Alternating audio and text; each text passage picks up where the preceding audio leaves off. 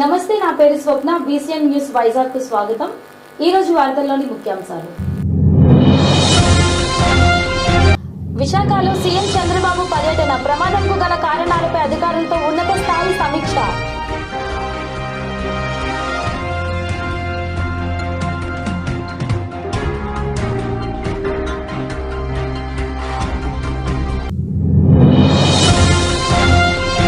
ప్రమాద బాధితులను పరామర్శించిన మాజీ సీఎం జగన్, అందుతున్న వైద్యంపై ఆరా.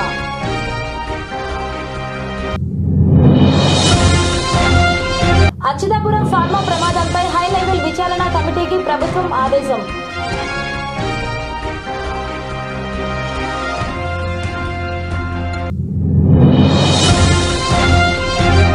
విజయవాడలో వైసీపీకి గట్టి దెబ్బ, పార్టీకి చెందిన పలువురు కార్పొరేటర్ల రాజీనామా, టీడీపీలోకి చేరిక. అన్నమయ్య జిల్లా రైల్వే కోడూరు రాజంపేటలో డిప్యూటీ సీఎం పవన్ కళ్యాణ్ పర్యటిస్తున్నారు. ప్రస్తుతం రైల్వే కోడూరు మండలం మైసూర్ వారిపల్లెలో ఉపాధి హామీ పథకంపై రాష్ట్ర స్థాయి గ్రామ సభలో పాల్గొన్నారు. ఈ సందర్భంగా ప్రజల నుంచి వినతులు స్వీకరించారు.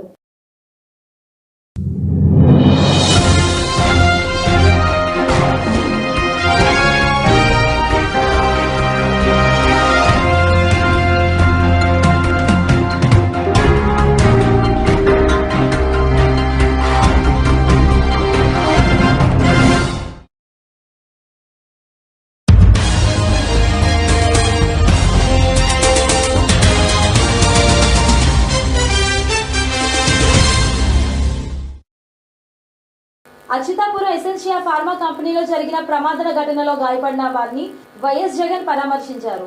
అనకాపల్లిలో వైసీపీ అధినేత మాజీ సీఎం వైఎస్ జగన్మోహన్ రెడ్డి పర్యటించారు.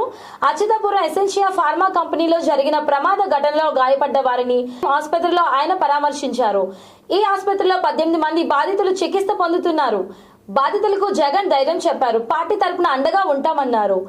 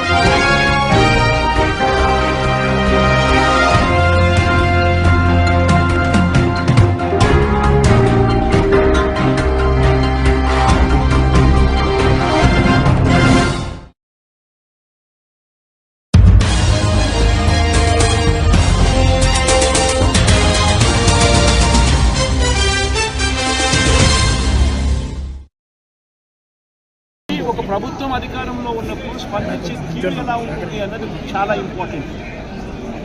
ఈ ఘటనలో చంద్రబాబు నాయుడు గారు ఇక్కడికి వచ్చినప్పుడు ఆయన ప్రెస్ మీట్ చూసి ఆశ్చర్యపోయా. జగన్ హయాంలో జరిగే ఘటనలో అని చెప్పి చెప్తాడు, కానీ నేరాన్ని ఇక్కడ నుంచి డైవర్ట్ చేసే కార్యక్రమం చేస్తాడు. కానీ ఆశ్చర్యం ఏమిటంటే చంద్రబాబు నాయుడు ఇంతకుముందు 2014 నుంచి 19 ఆయన ముఖ్యమంత్రిగా ఉన్నప్పుడు ఆయన హయాంలో జరగలేదా? ఈ ఘటనలు ఇటువంటివన్నీ ఎవరి హయాంలో అయినా కూడా జరుగుతాయి. కానీ జరిగినప్పుడు ఒక ప్రభుత్వం ఎలా స్పందిస్తూ ఉంది అన్నది మోస్ట్ ఇంపార్టెంట్ ఆస్పెక్ట్. ఒక ప్రభుత్వం అన్నది స్పందించేటప్పుడు ఎంపతి చూపించాలి, అంటే సానుభూతి చూపించాలి ప్రజల పట్ల, బాధితుల పట్ల. రెండోది ప్రభుత్వం చేయాల్సింది ఏమిటి అని అంటే రెస్పాన్సిబిలిటీ తీసుకోవాలి. ఈ రెండు కూడా ఆ రోజు వైఎస్ఆర్ కాంగ్రెస్ పార్టీ ప్రభుత్వం చేసింది. ఈరోజు చీఫ్ సెక్రటరీగా ఉన్న నీరప్రసాద్ అనే వ్యక్తి ఎవరైతే చీఫ్ సెక్రటరీగా ఉన్నారో ఆయన ఆధ్వర్యంలోనే అప్పుడే ఒక హై లెవెల్ కమిటీ వేసి ఫ్యాక్టరీ సెక్యూరిటీని, పొల్యూషన్ కంట్రోల్ని, ఈ రెండింటినీ కూడా క్రోడీకరించి ఇటువంటి ఘటనలన్నీ కూడా పునరావృతం కాకుండా ఏ రకమైన రిఫార్మ్స్ తీసుకొని రావాలి అని చెప్పి ఆలోచన చేసి కమిటీ స్టడీ చేసి సిఫార్సు చేయమని చెప్పి కూడా ప్రభుత్వం కోరింది. నీరప్రసాద్ అనే ప్రస్తుత చీఫ్ సెక్రటరీ గారు అప్పట్లో కమిటీ హెడ్గా ఉండి తాను కూడా రిపోర్ట్ కూడా ఇచ్చాడు. ఆ రిపోర్ట్ ఆధారంగా ఆగస్టు 2020లోనే జీవో కూడా ఇష్యూ చేసి ఏపీలో కూటమి ప్రభుత్వం ఏర్పాటైన తర్వాత వైసీపీకి వరుసగా షాక్లు తగులుతున్నాయి. ఇప్పటికే పలువురు నేతలు పార్టీని వీడారు. తాజాగా విజయవాడ మున్సిపల్ కార్పొరేషన్ లో వైసీపీకి మరో షాక్ తగిలింది. వైసీపీకి చెందిన 3 కార్పొరేటర్లు టీడీపీలో చేరారు.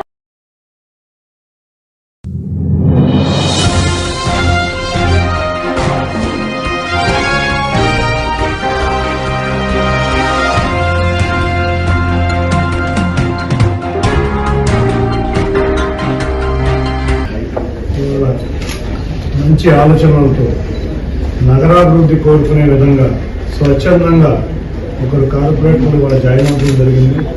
తప్పకుండా వాళ్ళ నగర అభివృద్ధి కోరుకునే వాళ్ళు నగర తెలుగుదేశం పార్టీలో చేరటం, ప్రజల సంక్షేమం కోరుకునే వాళ్ళని తప్పకుండా మంచి వాళ్ళని తీసుకోవడానికి ఉన్నాం. వచ్చిన వాళ్ళందరినీ తీసుకోవడానికి కూడా సిద్ధంగా లేము. ఎవరైతే వాళ్ళ ప్రజల దగ్గర ఇబ్బంది లేకుండా ఉన్నారో అటువంటి వాళ్ళందరినీ తీసుకోవడానికి సిద్ధంగా ఉన్నాం. ముఖ్యంగా విజయవాడ నగరంలో, అంతేకాకుండా విజయవాడ పార్లమెంట్ నియోజకవర్గంలో ఇవాళ పాలిట్ బ్యూరో సభ్యులైన బోండా ఉమ్మ గారు కానీ, గద్దె రామ్మోహన్ కానీ, అంతేకాకుండా ఎన్డీఏ అనేది సుబ్రహ్మణ్య చౌదరి గారు కానీ, మా విజయవాడ పశ్చిమ నియోజకవర్గ నాయకులైన మీరా గారు కానీ, అందరూ కూడా వాళ్ళ అభివృద్ధి కాంక్షిస్తున్నాం. కాబట్టి అందరం కూడా కలిసికట్టుగా పనిచేసి విజయవాడ నగరాన్ని మన 2014 నుంచి 19 వరకు ఏ విధంగా విజయవాడ నగరం వైబ్రెంట్గా ఉందో అదే విధంగా తీసుకెళ్ళడానికి మేము అందరం కృషి చేస్తున్నాం. కాబట్టి ఇటువంటి విషయాల్లో నేను జూనియర్ అయినా నన్ను సహకరిస్తున్న ఈ పెద్ద నాయకులందరికీ కూడా వాళ్ళతో పాటు వాళ్ళు వస్తున్న మంచిగా ఉన్న నాయకులను కూడా తప్ప. అచ్యుతాపురం ఫార్మా ప్రమాదంపై హై లెవెల్ విచారణ కమిటీ ఏర్పాటు చేసినట్లు ప్రకటించారు రాష్ట్ర ముఖ్యమంత్రి నారా చంద్రబాబు నాయుడు. అచ్యుతాపురం ఫార్మా కంపెనీ ప్రమాదంపై జిల్లా అధికారులు, మంత్రులు, స్థానిక ప్రజాప్రతినిధులు సమీక్ష సమావేశం నిర్వహించిన ఆయన ఆ తర్వాత మీడియా సమావేశంలో మాట్లాడుతూ హై లెవెల్ విచారణ కమిటీ ఏర్పాటు చేశామని, నివేదిక ఆధారంగా కఠిన చర్యలు తప్పవని హెచ్చరించారు. బాధ్యులైన వారందరిపైన చర్యలు ఉంటాయని, అధికారుల ఆలస్యత్వంపై కఠినంగా వ్యవహరిస్తున్నామని స్పష్టం చేశారు.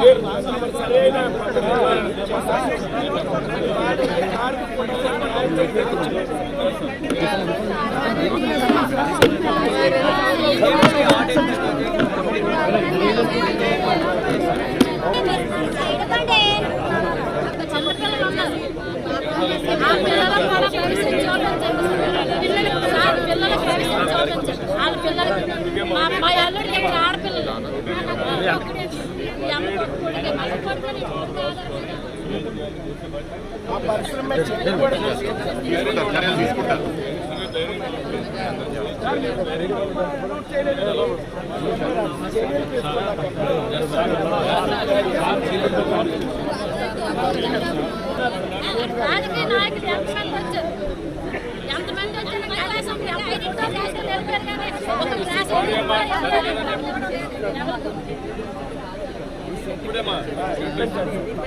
ఒక దయచేసి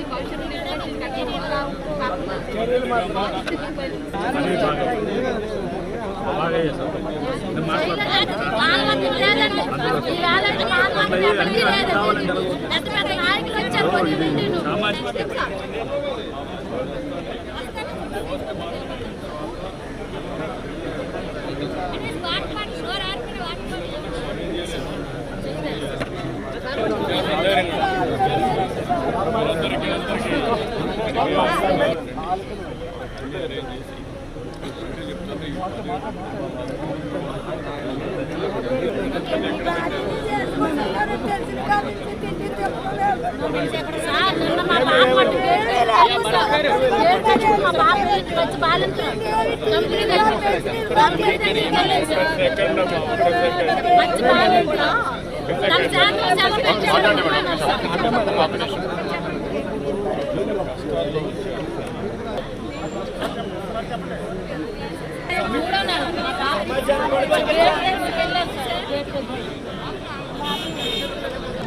ఇక్కడ మా ఆఫీసర్లు కూడా నేను చెప్పాను, వాళ్ళు కష్టాల్లో వచ్చినప్పుడు కుటుంబ సభ్యుడు చనిపోయి మార్చురీలో ఉన్నప్పుడు వాళ్ళు గౌరవంగా రిసీవ్ చేసుకొని కనీస సదుపాయాలు కల్పించాలి. అది కూడా నేను కల్పించమని చెప్పాను. నిన్న కూడా చిన్న కొంతమందికి చెప్పారు, కొంతమంది చెప్పలేని కూడా చెప్పారు. అవన్నీ కూడా కరెక్ట్ చేస్తాం. ఏది ఏమైనా జరిగిన సంఘటన చాలా బాధాకరం. నేను ముందు ఫ్యాక్టరీకి పోకుండా ఇక్కడికి వచ్చానంటే ముందు బాధితుల్ని పరామర్శించి ప్రాణాలకు విలువ ఇవ్వాలి, తర్వాతనే ఫ్యాక్టరీ వాస్తవాలు చూస్తాను. సేఫ్టీ ఆడిట్ ఉండాలి, ఇవన్నీ కూడా పకడ్బందీగా ఉండాలి. ఎలాంటి సంఘటనలు పునరావృతం కాకుండా ఏమేం చేయాలనో. విశాఖ మెడికవర్ ఆసుపత్రిలో క్షతగాత్రులను ఎంపీ సీఎం రమేష్ పరామర్శించారు. బాధితుల నుంచి వివరాలు అడిగి తెలుసుకున్న అనకాపల్లి ఎంపీ సీఎం రమేష్ బాధితులకు మెరుగైన చికిత్స అందించాలని కోరారు. అందరితో ఆఫీసర్లతో మాట్లాడి యాజమాన్యంతో కూడా మాట్లాడి, యాజమాన్యం ఇంకా లైన్లోకి రాలేదు. ఓన్లీ స్టాఫ్ వాళ్ళ ఎంప్లాయీస్ మాత్రమే మాట్లాడుతున్నారు, హెచ్ఆర్ఏ వాళ్ళు మాట్లాడుతున్నారు. యాజమాన్యంతో కూడా మాట్లాడి వారికి అందరికీ కూడా తగు విధంగా న్యాయం చేయాలని మా అందరం. ఇక్కడ ఇప్పుడు మిగతా వాళ్ళందరిది కూడా చూస్తున్నాము. ఇక్కడ ఉండే హాస్పిటల్లో ఏదైతే ఈ మెడికవర్లో ఉన్నారో 7 మందిలో ఒక్కరికి తప్పితే మిగతా 6 కూడా 100% బాగానే ఉంది. ఆ ఒక్కరిది కూడా కాన్షియస్లో ఉన్నాడు, మాట్లాడుతున్నాడు, అన్నీ చేస్తున్నాడు. డాక్టర్లు మాత్రం 50-50 అంటున్నారు, కానీ నాకైతే మాత్రం నమ్మకం ఉంది అతను కూడా చేస్తుంది. ఒకవేళ ఇక్కడ కాకుండా పోతే ఎక్కడైతే స్పెషాలిటీ ఉందో అక్కడికి తీసుకుపోయేదానికి కూడా ప్రభుత్వం వెనకాటలేదు. ప్రజల్లో ప్రతి దగ్గర ఎక్కడో ఒక దగ్గర ఇటువంటివి అయితే జరుగుతూనే ఉన్నాయి. మీరు ఎటువంటి చర్యలు తీసుకోబోతున్నారు? అదే ఇప్పుడు దీని మీద రివ్యూ చేసుకొని, మొన్న పక్కనే వసుంధరలో అక్కడ జరిగింది, దాని పక్కనే ఇది జరిగింది. ఇది హ్యూమన్ ఎర్రరా లేకుంటే ఎలా జరిగింది? ఎందుకంటే ఇంత పెద్ద ఈ ఫార్మాస్టికల్ దీంట్లో ఎప్పుడు కూడా ఇంత పెద్ద జరగలేదు. ఏ విధంగా జరిగింది అనేది పూర్తి ఎంక్వైరీ చేస్తే కానీ బయటపడదు. Thank you. 7 మందిలో ఒక దేవుడు అనే అతను మాత్రమే కొద్దిగా సీరియస్ ఉంది. అది కూడా 50% మాట్లాడుతున్నాడు, కాన్షియస్లో ఉన్నాడు, ఎలా జరిగింది చెప్తున్నాడు, కానీ డాక్టర్స్ ఇంకా అబ్జర్వేషన్లో ఉన్నారు. అతన్ని కానీ అవసరం వచ్చి, ఎందుకంటే ఎక్కువ బర్న్ అయింది, 50% బర్నింగ్ ఉంది. కాళ్ళు వరకు మొత్తం 2 కాళ్ళు కూడా బాగా కాలినాయి, ఫేస్ కూడా కొంచెం ఇదైంది. బట్ మనిషి మాత్రం బాగా కాన్షియస్లో ఉన్నాడు. మిగతా 6గురికి మాత్రం ప్రమాదం ఏం లేదు, చిన్న దెబ్బలే. ఒక 2-3 రోజులు అబ్జర్వేషన్లో పెట్టేసి డిశ్చార్జ్ చేసే స్టేజ్లో ఉన్నారు.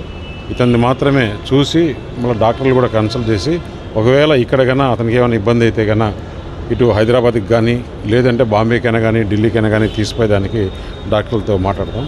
ఇప్పుడు మిగతా వాళ్ళందరినీ కూడా కన్సల్ట్ చేసి ఏ విధంగా అయితే చేసానికి ప్రతి ఒక్కరిని కూడా ఇప్పుడు జరిగింది ఎవరికి కూడా ఏ ఇబ్బందులు లేకుండా చూసుకోవాలని కానీ ముఖ్యమంత్రి గారు ఆదేశించడం జరిగింది. రాత్రి నుంచి చాలాసార్లు టెలికాన్ఫరెన్సు, అటు రాత్రి మాకైతే 12 గంటల నుంచి ప్రధానమంత్రి కార్యాలయం నుంచి కూడా ఫోన్ చేసి ఏం జరిగింది, ఎలా జరిగిందని విచారించడం జరిగింది. దీని మీద ప్రభుత్వం చాలా సీరియస్గా తీసుకునింది. ఇలా జరిగిన దాని మీద ఎంక్వైరీ జరిగిన వాళ్ళకి కాంపన్సేషన్ ఏం చేయాలి, కంపెనీ వాళ్ళు ఏం చేయాలి, ప్రభుత్వం ఏం చేయాలని కూడా ముఖ్యమంత్రి గారు నిర్ణయం తీసుకుంటారు. అలాగే ప్రతి ఒక్క పేషెంట్కి కూడా ఎలాంటి ఇబ్బందులు లేకుండా రాత్రి ముఖ్యమంత్రి గారు టెలికాన్ఫరెన్స్ తీసుకుని టెలికాన్ఫరెన్స్లో అచ్యుతాపురం సెజ్లో జరిగిన ప్రమాదంలో గాయపడి స్థానిక ఆసుపత్రిలో చికిత్స పొందుతున్న క్షతగాత్రులను ఎమ్మెల్సీ బొత్స సత్యనారాయణ పరామర్శించారు. క్షతగాత్రులకు అందుతున్న వైద్య సేవల గురించి వైద్యులను అడిగి తెలుసుకున్నారు. ఈ సందర్భంగా బొత్స మాట్లాడుతూ ఫార్మాసిటీలో ఇటువంటి ఘటనలు పునరావృతం కాకుండా చర్యలు తీసుకోవాలని కోరారు. మధ్యాహ్నం ఘటన జరిగితే మంత్రులు, అధికార పార్టీ నాయకులు పట్టించుకోలేదని ఆరోపించారు. మా ఉత్తరాంధ్ర ప్రాంతంలో ఉన్న శ్రద్ధలు ఎక్కడా కూడా, ఈవెన్ హిందుస్థాన్ పార్లమెంట్లో కూడా జరిగింది, కానీ ఇంత ప్రాణ నష్టం జరగలే. కానీ ఆస్తి నష్టం జరిగింది, ఇవన్నీ జరిగింది. ఇంటేనే బాధాకరంగా ఉంది. ఆ తాలూకా క్షేత్రాలతో పేరెంట్ ఆ ఫ్యామిలీస్ తాలూకా ఆక్రందన ఇవన్నీ. సరే, సంఘటన జరిగింది. జరిగిన బట్ట ప్రభుత్వం పొందిన తీరును చూస్తుంటే చాలా బాధగా ఉంది. ఇప్పటికి ఇంకొక 10 నిమిషాలు పోతే 2 గంటలు అయితే 24 గంటలు అవబోతుంది. 24 గంటల్లో ఎవరైతే చనిపోయారో ఆ కుటుంబాలకు వచ్చి చెప్పి ఇంకో ఇది అయిందని ఒక అఫీషియల్ బులెటిన్ని వాళ్ళు రిలీజ్ చేసి, ఇంకో ఇంతమంది యాక్సిడెంట్లో ఇన్వాల్వ్ అయ్యారు, ఇంట్లో ఇది అయ్యారు, దాంట్లో ఇంతమంది చనిపోయారు, ఇంతమంది ఇంజూర్డ్ అయ్యారు, వీళ్ళు ఉన్నారు, ఇంకెవరు లేదు ఇంకా జరుగుతున్నాయి రిస్క్ ఆపరేషన్స్. ఆ రిస్క్ ఆపరేషన్లో ఇంకా ఉండొచ్చేయడం అనుమానంగా ఉంది అని అఫీషియల్ బులెటిన్ లేకపోవడం అని చూస్తే ఆశ్చర్యకరంగా ఉంది. ఎంత బాధ్యత నాకైతే అర్థం అవట్లేదు. చాలా తప్పిది ప్రభుత్వాల ఉంది. స్థానిక అధికారులు కూడా అంతే. అడిగాను నేను, వాళ్ళందరూ చెప్తున్నారు. ఉదయం కలెక్టర్ గారు వచ్చారండి, మీకు వచ్చి ఇంత ఇస్తే మీకు సంతోషమే, మీకు ఇష్టమైన అడిగారండి, అది మాకు ఇప్పుడు ఇవ్వండి అంటే వాళ్ళు వచ్చి నేను మళ్ళీ అడిగి చెప్తానులే, మాట్లాడి చెప్తానులే నడిపాను అంటున్నారు. మేము డిమాండ్ చేస్తున్నాం వైఎస్ఆర్సీపీ పార్టీ పక్షాన. ఇప్పటికే మా నాయకుడు వచ్చి మా అధ్యక్షులు జగన్మోహన్ రెడ్డి గారు ఇప్పటికే డిమాండ్ చేశారు. రేపటి రోజు నన్ను ప్రత్యేకంగా చూడడానికి కలడానికి కూడా వస్తున్నారు. రేపు వస్తున్నారు. ఎవరైతే ఏదైతే హెల్తీ ఫార్మర్స్తో ఆనాడు మేము ప్రభుత్వం ఉన్నప్పుడు జరిగిన విషయం జరిగినప్పుడు ఏ విధంగా అయితే చనిపోయిన వాళ్ళందరికీ నష్టపరిహారం ఇచ్చామో, ₹1 లెక్కనే ఆ నష్టపరిహారం ఇవ్వాలి. ఆ కుటుంబాల్లో ఒకరికి వచ్చి ఉద్యోగ భద్రత కల్పించాలి. దాంతోపాటు ఎవరైతే సీరియస్ ఇంజూర్డ్ అయి ఉన్నారో, ఎవరైతే వెంటిలేటర్ మీద ఎవరైతే ఉన్నారో వాళ్ళందరికీ మినిమం 10 లక్షలు తక్కువ లేకుండా వాళ్ళకి వచ్చి కాంపెన్సేషన్ ఇవ్వాలి. దాంతోపాటు ఇంజూర్డ్ పర్సన్స్ ఎవరైతే అక్కడ ఉన్నారో అప్పుడు ఇచ్చినట్టుకే మినిమం 3 రోజులు ఉంటే 3 లక్షలు తక్కువ లేకుండా వాళ్ళకి ఇవ్వాలి. లేదు చిన్న ఇంజూరీ జరిగి వాళ్ళు కానీ హాస్పిటల్లో చూసుకుని వెళ్తే వాళ్ళకి కనీసం ₹50,000 వాళ్ళకి ఇవ్వాలి, వాళ్ళ జీవనభృతి కోసం. ఈ రకంగా ఇవ్వాలనేది మా తాలూకా మా పార్టీ డిమాండ్, ప్రభుత్వం డిమాండ్ అడుగుతున్నాం. నాయకులు అధికారంలో ఉన్న పార్టీ పెద్దలను అడుగుతున్నాం 24 గంటలు ఎక్కడున్నారు మీరు? ఏం చేస్తున్నారు? ఈ జిల్లాలో ఉన్న ప్రజాప్రతినిధులు ఏం చేస్తున్నారు?